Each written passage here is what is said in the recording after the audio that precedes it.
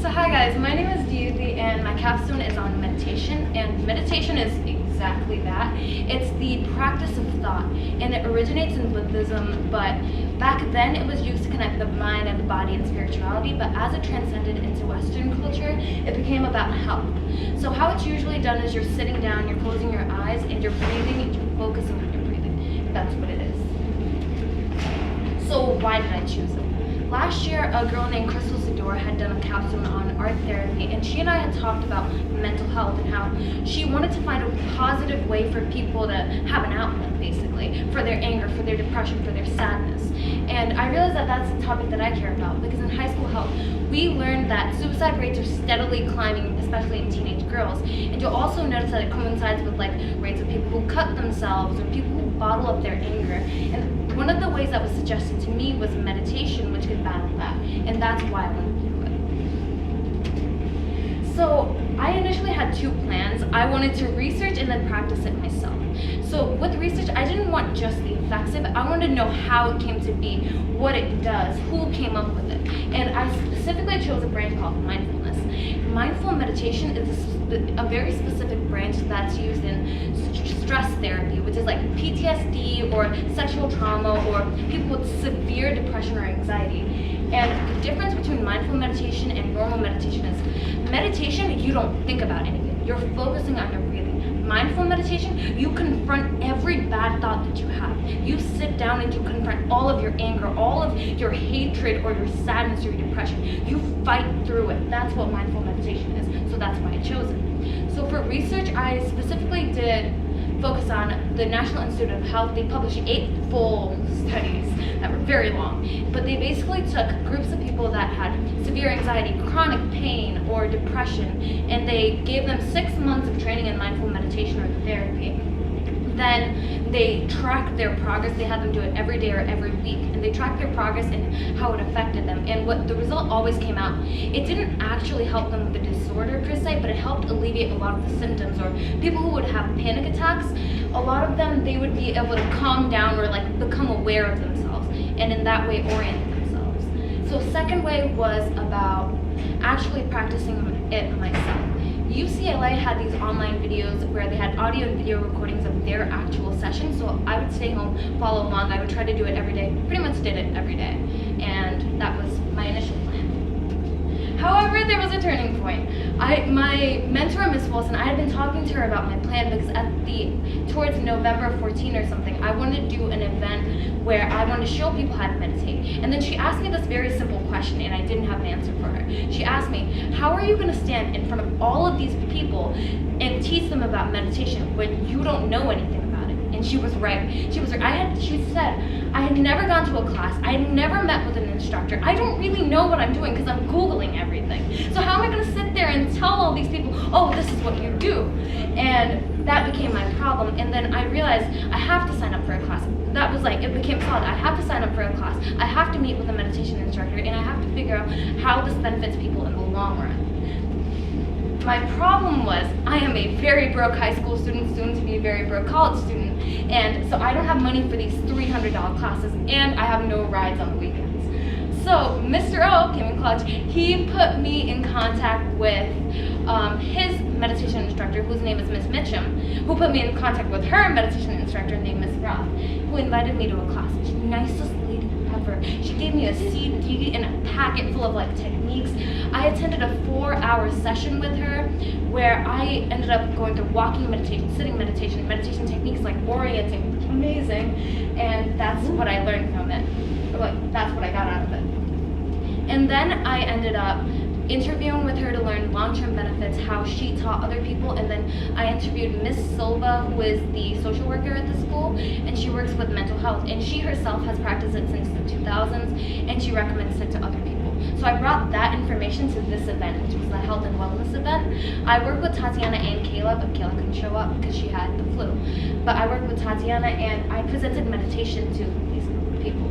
And what it was I did 10 minutes of walk-through meditation where I told them everything they should do, breathe in, breathe out, 5 minutes of silent meditation so they could realize what it would be to do it by themselves alone, hopefully alone, but it wasn't alone then. And then afterwards I gave them techniques like orienting, grounding, loose hands, healing hands, things like that.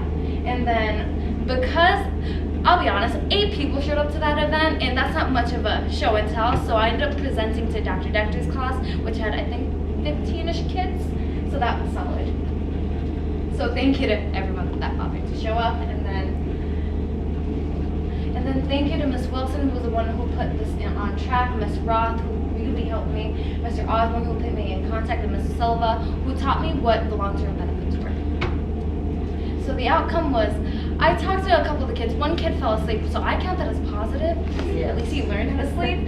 The second part, I know one girl really started to actually do it, Jenna Hassan. She started to do it afterwards. Miss Wilson was also at the event. She now wants to sign up for the class. I think she did sign up for the class, but a couple of the students told me that while they may not use it right now, it's nice to know that there is this option, which is what they got out of it. What I got out of it was, honestly, I'll be very honest, I wasn't taking Capstone seriously until that point that I took that session with them. And it was these older groups of people. And I realized that meditation to them wasn't just relaxing or sitting down and calming themselves. It was their way of controlling their life. There was a man, he was 6 years old. He had severe anxiety all of his life, but he didn't know that because he was never diagnosed. So all of his life he thought something was wrong with him. He thought he thought he was at fault. And it was only through this that he really began to be able to go outside, or even attending the class itself was a big deal for him. So those were the things that I got out of it. I learned the importance of this. I learned to take it seriously, and then I personally have started doing this on my day-to-day life. That's my counseling sources. That's it. That was That's very exciting. It's nice to see that somebody's doing a capstone that they are so enthusiastic about. really. Though those people almost made me cry. Though. It's so sad. So now, how do you plan on using this? Do you plan on continuing with your meditation? It's actually really helpful. So the long-term benefits is if you get to a point where you can just do it automatically. Like you'll be in a crowded room, people will be yelling, and you can like close your eyes and think of it, and that's what I want to get to. So I want to keep practicing until I can get to that point. Because right now, it takes a while. It takes a real while. And how long do you practice every day? 10, 15 minutes a day. Not a lot. 5 minutes sometimes. I'm lazy. And what's the benefit that you're seeing in your life because of this?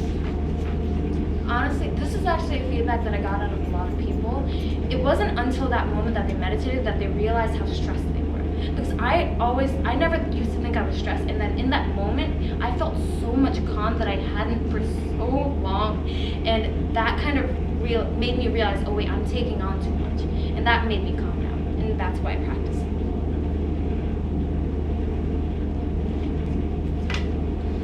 In your reflections, you noted that you weren't taking your capstone seriously until That session. you went and actually did what you were researching and what you were going to talk about.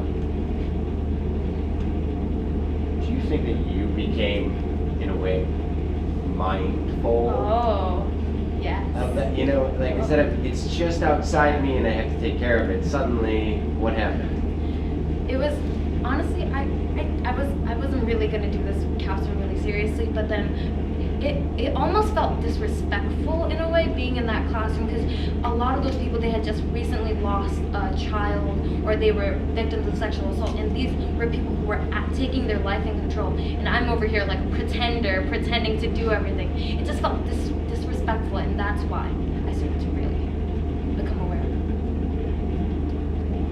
What was your original trigger then at the beginning, even though you weren't taking it seriously? Why the meditation? Why meditation? It sounded cool, and my parents do it all constantly, because and then they're always like, do it, and it's just felt. I never took meditation seriously because people who used to say they meditate,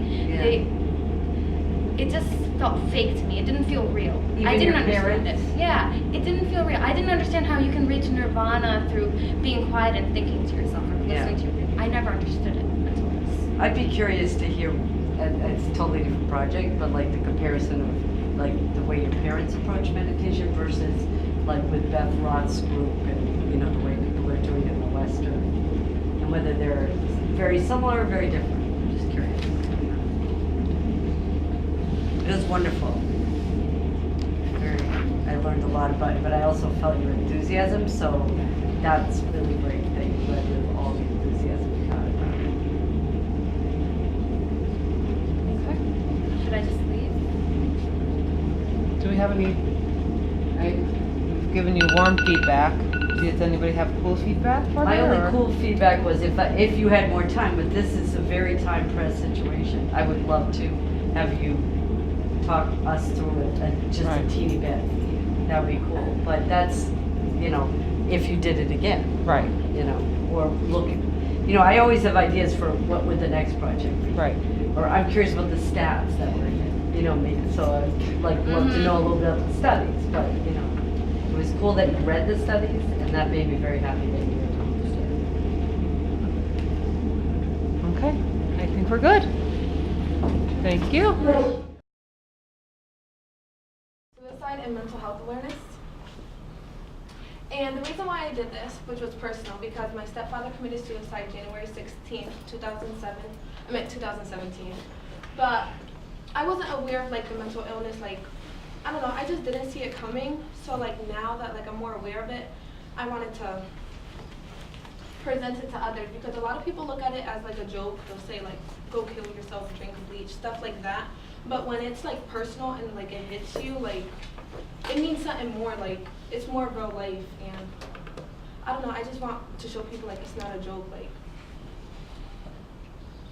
And this also connects to my magnet theme, because I am a health student, and I want to be a psychiatric nurse, which basically works with. Well, I want to do adolescents too, which is they help treat, diagnose, and work with patients who have schizophrenic, depression, suicidal thoughts, bipolar. So that's what I want to do. And one of my mentors was Mr. Brennan.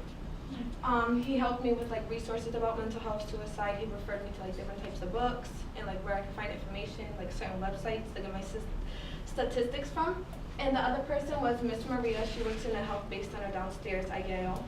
And she helped me with all the suicide awareness supplies, which I got all for free. It's all right there, but I'm gonna pass it out in a little bit. And they gave me water bottles, pamphlets, stress balls, bracelets, pens and pencils, just everything. And then from my learning experience, I learned a lot about mainly myself too, how I deal with the situation and how I presented it. But I learned basically signs and symptoms, ways to treat it, how different types of drugs can make you suicidal, and basically the chain reaction, how it could start from stress and it could lead to depression, drug addiction, also what else? Anger, and how it could sadly lead to suicide, suicidal thoughts, or self-harm. And some of these facts are 1 out of 5 people suffer from mental illness, and suicide is the 10th leading cause of death in the United States, and there's an average of 121 suicides per day, which was a lot. People think I don't know, it doesn't happen a lot, but it's more frequent. And 44,193 Americans commit suicide every year. So some of the obstacles I faced was basically stepping out of my comfort zone, because this isn't a normal topic, so it means a lot to me and it's very personal. So I had to prepare myself to get ready to speak about this, and also control my feelings, and basically managing my time when I wanted to present it, and working with my mentor and making sure I have the supplies and everything. And my final outcomes was I had a suicide awareness table, I participated in a suicide awareness walk, and I received a mental health first aid certification. So for the mental health first aid, it was basically an 8-hour course that I went through with Ms. Zajac, and they basically trained you to provide health for young people experiencing mental problems. And I actually brought the certification. It's good for 3 years, and it's called the National Council for Behavioral Health. And yeah, this is it. Did you have to take a final for that, or was it just? No, it was a test, and you did a lot of different type of work, different workshops. So that was good. And I also did a suicide awareness table, which was on December 5th throughout all the lunch waves. And which was good because all my friends like supported me, which I didn't think like they were. I didn't think like a lot of people were going to come up to the table. But a lot of people were like so supportive of it. And like, I don't know, these are the stress balls, bracelets. I had all these different pamphlets, pencils, pens. So it went really good. I just wanted to put the pictures in just so, like, there was a lot of students engaged coming up to my table. And also what I did was, I have these. It was like a stress checklist. They're like empty, but I made the students fill them out, and like everything else they could just grab, but if you filled one of these out, you received a water bottle or a stress ball. Like you pick. Just so I would get them like engaged. And basically I had 63 students fill these out. And there was 2 students that had like all the symptoms, like they just checked everything. That's exactly how they were feeling. And on the bottom it says, do you want to talk to somebody? There was actually 6 students that checked yes, so I referred them over to Miss Maria downstairs to see if like they want any help. And on average, at least every student had at least 1 symptom, but average there was like 5 symptoms for every student. So in high school, a lot more students are like stressed.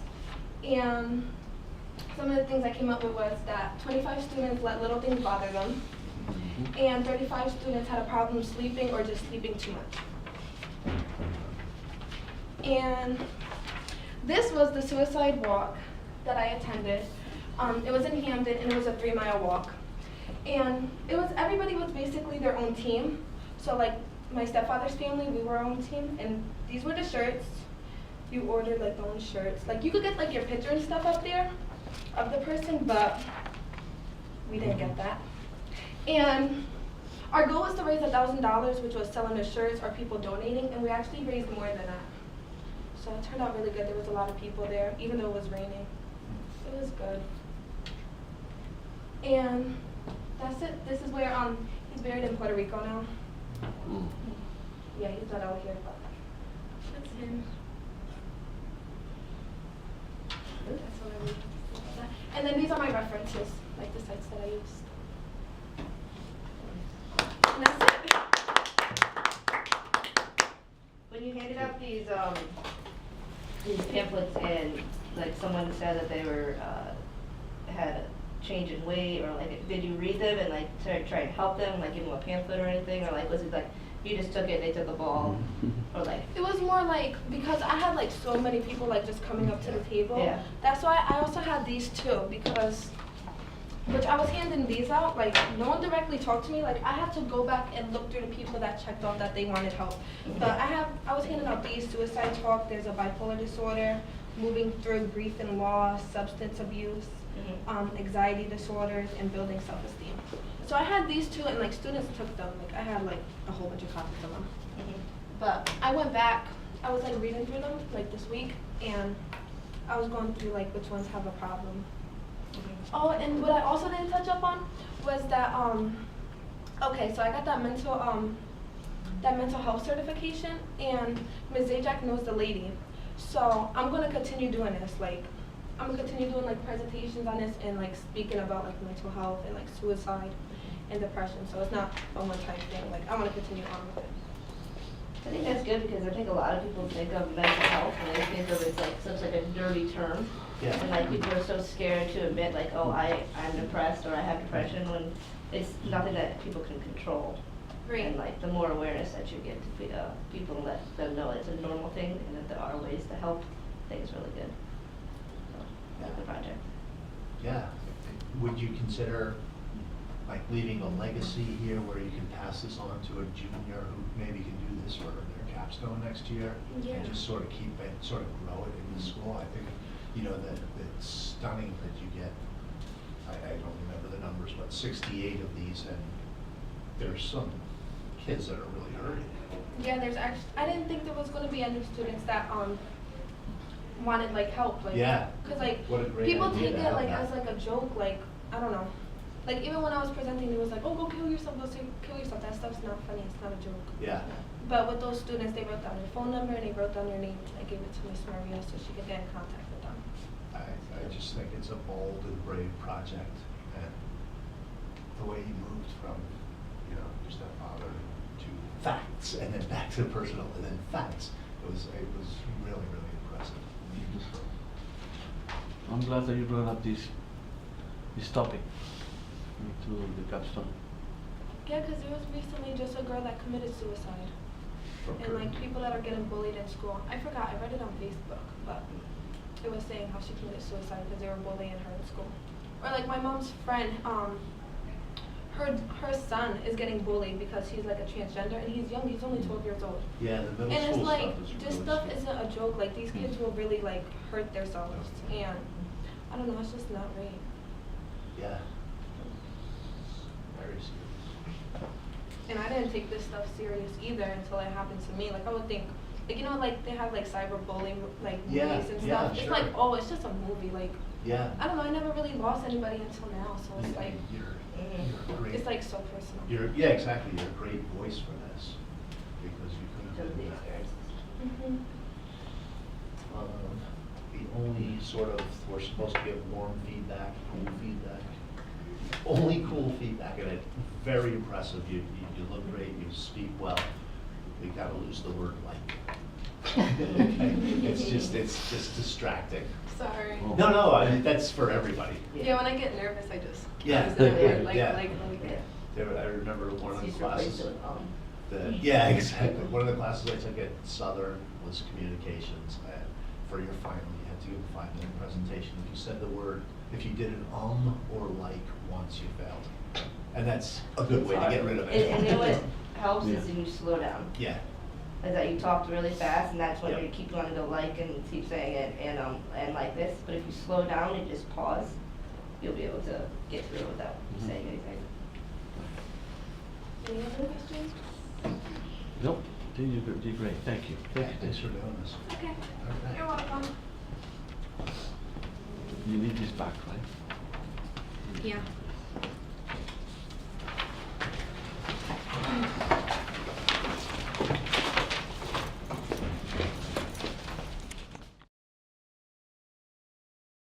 Good afternoon, my name is Mackenzie Ewing. Before I begin my presentation, I'd like to ask a quick question. Hopefully you guys can't figure it out from the information that I gave you. But if 2 patients are admitted to the hospital, one for a fatal fall, and fatal meaning any broken bones or maybe a head injury, and then the second patient for chronic obstructive pulmonary disease, which is like difficulty breathing, which hospitalization do you think would be most costly? The trauma or the breathing? Yeah, the fatal fall or the chronic obstructive pulmonary The disease. pulmonary. The fatal fall. Partner. Okay, it is the fatal fall. A hospitalization for a fatal fall is about $22,000, whereas chronic obstructive pulmonary disease is only $6,000. And most people would think it would be the chronic disease, but it's actually a fatal fall, which is pretty shocking because it's something that can be so easily prevented. But many people suffer from falls, which brings me to my capstone presentation. I did it on fall prevention, specifically in the geriatric population, because that's where it's mainly seen. So I chose fall prevention because over the summer I had an internship at a program known as the PRIDE program, and it's affiliated with the Yale Department of Emergency Medicine. So as I was there and going to a couple of their events, I realized that not many people know about falls and how exactly to prevent them. They think since they get older, it's just something that happens to them, but it can actually be prevented. So I figured spreading awareness on it would be the best way to help geriatric population. So my initial plans was to do more research on it. My second plan was to host a community event at a housing facility. So I would go there and talk to the residents of the building and talk to them about fall prevention and what it is. My last idea was to do a Snapchat story filled with interviews from doctors, paramedics, as well as nurses about falls. and the risks associated with it. So my progress, I made a personal timeline just for myself to know what I have to get done and what I already completed. I finished my research. I hosted the community event that I mentioned earlier. I analyzed the surveys that I handed out during the community event, and I emailed the doctors and paramedics and nurses about possible interviews for my Snapchat story. So my research, 1 out of 5 falls result in damage. More than 95% of hip fractures are caused by falls, and about every 20 minutes an older adult dies from a fall. So the research that I did, it basically led me to the way I wanted to host the community event, as well as the questions on the survey, so that I knew what to present to the older adults to see what they may know or what they may not know, because facts like this are really interesting and most people don't think it can be so serious that leads to death. So this graph just shows as the age increases, the unintentional fall death rates increase as well. 1 in 4 older adults reported a fall, and more than 7 million of them have to be hospitalized for that fall. And then this is just an illustration of the question I asked you earlier. You can see that chronic obstructive pulmonary disease is 6,000. A non-fatal fall is 18,000, and a fatal fall is 22,000.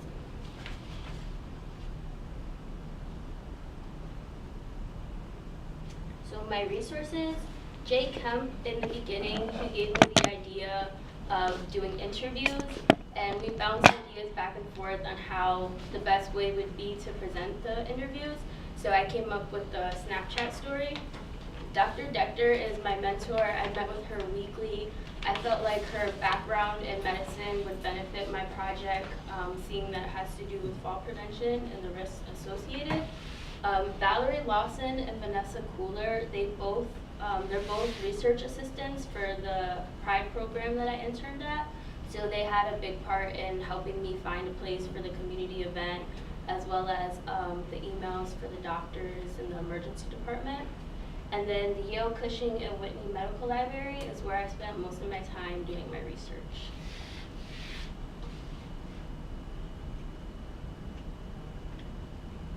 So career being business and health, I chose the health field.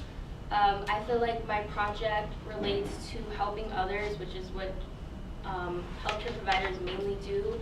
When their patients have a problem, they offer a solution for their health in order to better their health in the present as well as the future. So fall prevention does that for the geriatric population. It's really common for them to fall, so offering them a solution to that.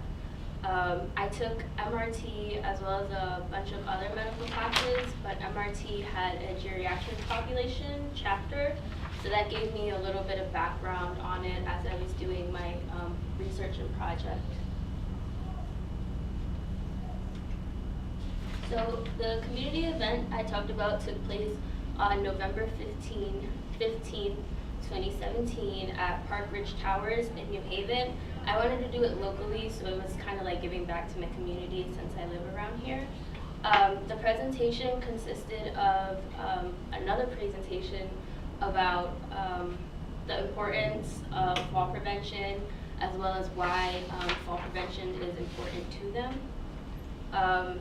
I demonstrated how to safely get up from a fall. If they were to ever fall, they would know how to safely get up from one.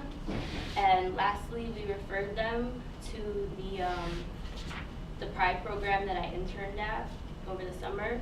And I forgot to mention that I collaborated with Sayara Kennedy on this project because we both had the same internship. So if I say we, I'm talking about her. I forgot to mention that in the beginning. Sorry. She spelled my name wrong.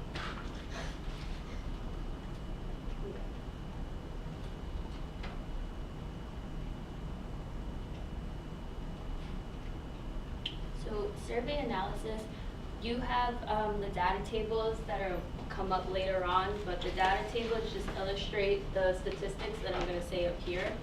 So 100% of the people surveyed learned how to safely get up from a fall after my presentation. And 100% of the people surveyed then learned the risks associated. 91% of people surveyed learned the potential risks of falling, and 59% learned, 59% still didn't know the medical annual costs, and I think that was on my being not speaking loud enough for them to hear me. So this is a survey. You also have a sample of that in the folder as well. The first question was, do you know how to safely get up from a fall?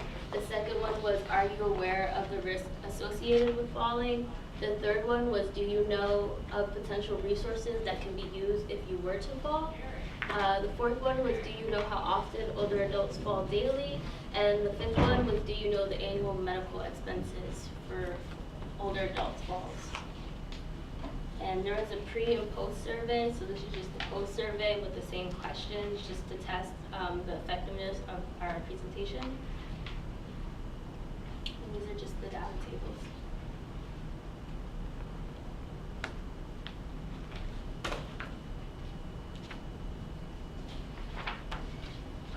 So one obstacle that I did come across while doing this project was conducting the interviews that I was talking about earlier with the doctors and the paramedics and the nurses.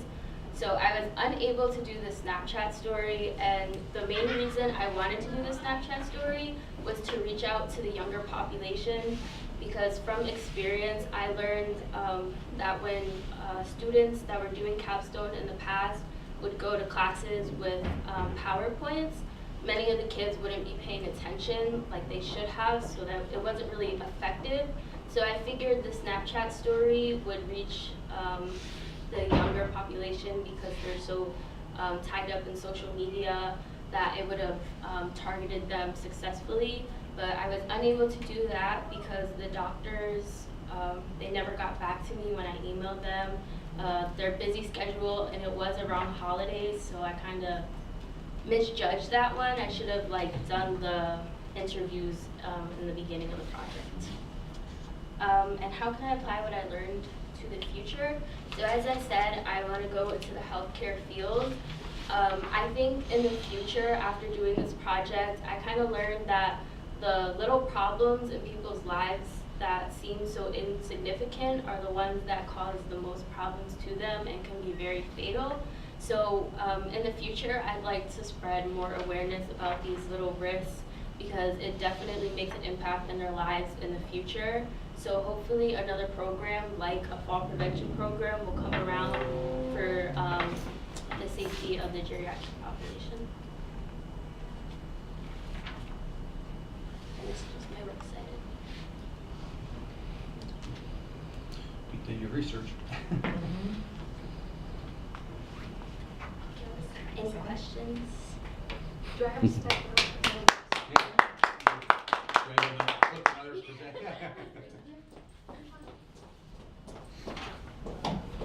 So I guess the only question I have for that, so that cost $18,000, does that so that includes rehab and everything, the whole Yeah. put bundle For the together, not just yeah. hospital visit, but also post-hospital? Okay. Hospitalization in Yeah. general. Okay. For Sorry, I didn't take that trauma into versus, consideration. Yeah. COPD. Is it because the tests that Yeah. come with it? I would figure. I would say since. Well, then you got PT and that they charge, you know, you gotta yeah. go to Because skilled as you nursing, get that they older, I charge. worked in the ER as you for get 10 older, years, you- so I Yeah. knew automatically. Yeah. was Yeah. gonna be more. and there's more health risks and problems when you get older. So I think it's just Mhm. underlying problems. I just think, 'cause I work part-time on the ambulance, right now at the AMR, and guys COPD, dude smoking a cigarette, and he's all of a sudden he's crying how he can't breathe, and then Yeah. you go to the hospital, you got all the equipment to use to Yeah, bring him yeah, back it's down, and then shocking, you got yeah. observations. I'm thinking that's just cha-ching, Yeah. money coming But at then you. with the head injury, It's true, I'm then you thinking got tests, MRI, yeah. CAT scan, Those are bigger X-ray, machines, bigger blood money, work, yeah. And that's what Yeah. fatal falls usually are. observations, the whole. Then yeah. post-hospital, Mhm, yeah. mhm, I was thinking just hospital, but yeah, the bigger machines, more money. mhm. Yeah, that's. Hmm. So are we doing feedback, cool I think it was a great job. I think it was a great topic, and yeah. I don't really have a cool feedback. I think you did an awesome job. You were well prepared. Everything was awesome. Thank you. I think you hit every Very nice. aspect.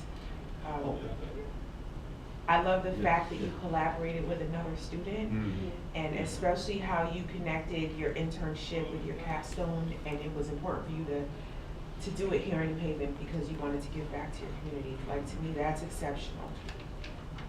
At the beginning of your presentation, you asked us the question, so it's really I felt that you got me really into what you're gonna do next, the next Yeah. step and so forth. Yeah. So it's good opening. So that probably do they do that in Ansonia as well? Because I know somebody does. It's like when you go to the hospital, you evaluate they evaluate the person and Yeah. make sure that they keep. I'm not sure if it goes out to Ansonia. But around here though. Yeah, they cover. They The do. paramedics go out, right? Yes. Yeah. Yeah. They have Milford and West Haven, Orange. I believe Yeah. Cheshire too, Middlesex. Like, I knew somebody. I think it was through them. Yeah, they go out and evaluate. They yeah, kind of they go to their homes. I used to have it, my neighbor. She was out for. I think about it. She was out for like a month getting rehab. And 89, 90 years old. She's stubborn. She still drives her car. She slipped. Yeah, I know. Messed up her hip. And then she came back. She bounced back, and she's a stubborn old woman. She's 90, 91 now. She still drives and everything. She bumps in my car every now and then. I was like, One more feedback I wanted to share was that you never once turned to read from the board, That's good. which is like. yeah. Yeah, well, yeah, because your nerve, you had no nerve. Like, you were very confident in what you were presenting. And I And was, your reflection Yeah. was truly honest. You Yeah. said, you know, these doctors are busy, I waited. So, Yeah. Thank you for that. And you acknowledge that, maybe next time, as far as the timing of, holidays. And plus, they're Almost it. doctors, so Thank you. they're never going to get back to that time. Oh, Thank you. Thank you, Mr. Keith. here's your folder back. Thank you. Yeah, good job. Good job, awesome, thank you. Thank you.